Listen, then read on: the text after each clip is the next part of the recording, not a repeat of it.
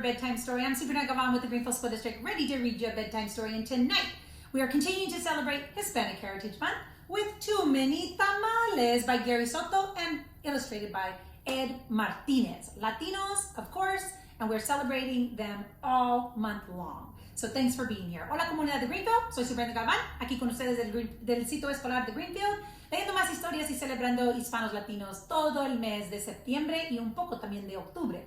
Esta historia que voy a leer son tantos tamales y tamales son de los mexicanos como yo y algunos de ustedes. Esta historia es escrito por Gary Soto y ilustrado por Ed Martinez. So, gracias por estar aquí y ojalá que disfruten en esta historia. Thank you for being here, and I hope you enjoy this story tonight. So here we go. Snow drifted through the streets, and now that it was dusk, Christmas trees glittered in the windows. So we're going to learn about a holiday that's coming later this year. Maria moved her nose off the glass and came to the counter. She was acting grown up now, helping Mama make some tamales.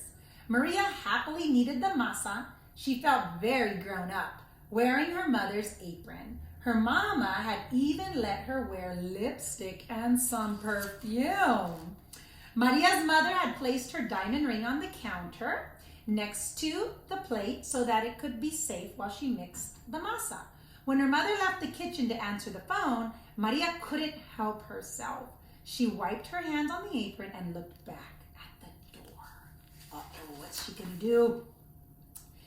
I'll wear the ring for just a minute, she said. The ring sparkled on her thumb. Maria returned to kneading the masa, her hands pumping up and down. On her thumb, the ring disappeared, then reappeared in the sticky glob of dough. Her mother returned and looked and took the bowl from her. Go get your father for this part, she said.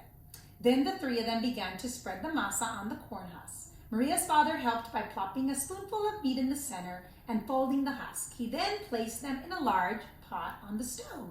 They made 24 tamales as the window grew white with the delicious smelling curls of steam. A few hours later, the family came over with armfuls of bright presents. Her grandparents, her uncles, and her aunties, and her cousin, Dolores, Teresa, and Danny. Maria kissed everyone hello, and then she grabbed Dolores by the arm and took her upstairs to play, with the other cousins tagging along as well. They cut out pictures from the newspaper, pictures of toys that they were hoping that they would have under the Christmas tree.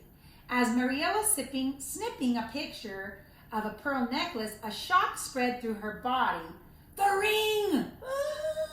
Everyone stared at her. What are you talking about? What ring? Dolores asked. Without answering, Maria ran to the kitchen.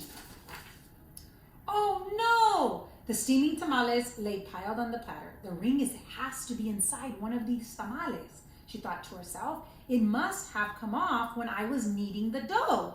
Kneading is like pumping or pushing on the dough, making the masa.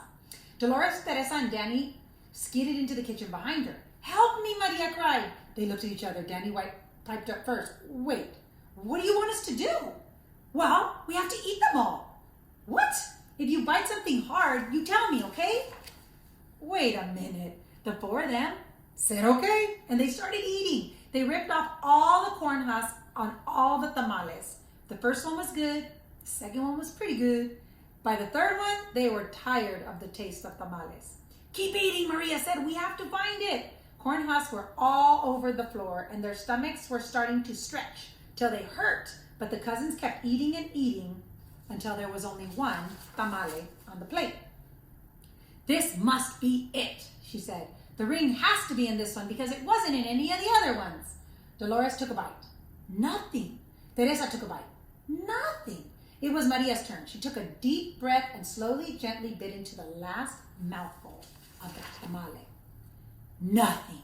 Oh, didn't any of you bite something hard? Maria asked. Danny said, no, but I think I swallowed something hard. He said, what? Maria cried. Her big eyes got big. She looked inside his mouth. Wait, what did you do? I don't know. I didn't bite into anything hard, but I think I'm sick. My stomach hurts really bad. We ate too much. She wanted to throw herself on the floor and start crying. The ring was now in her cousin's throat? Was it?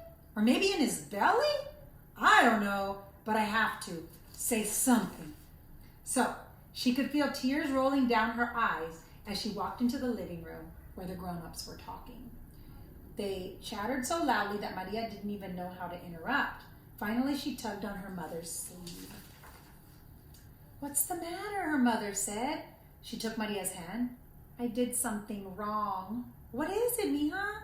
Maria thought about the beautiful ring that was now inside Danny's belly and was getting ready to confess. Then she gasped.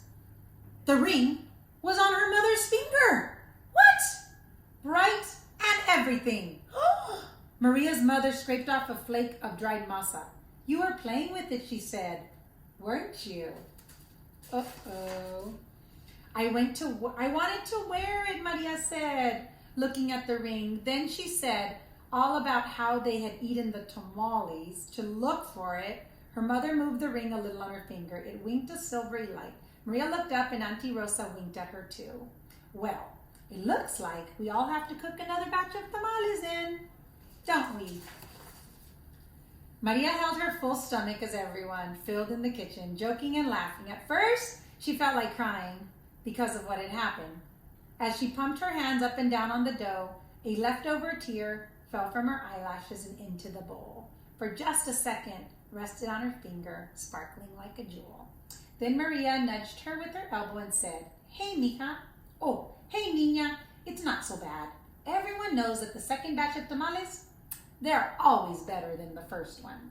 When Dolores, Teresa, and Danny heard that the other side of the room, they left out a big groan. "Oh, we don't want any more."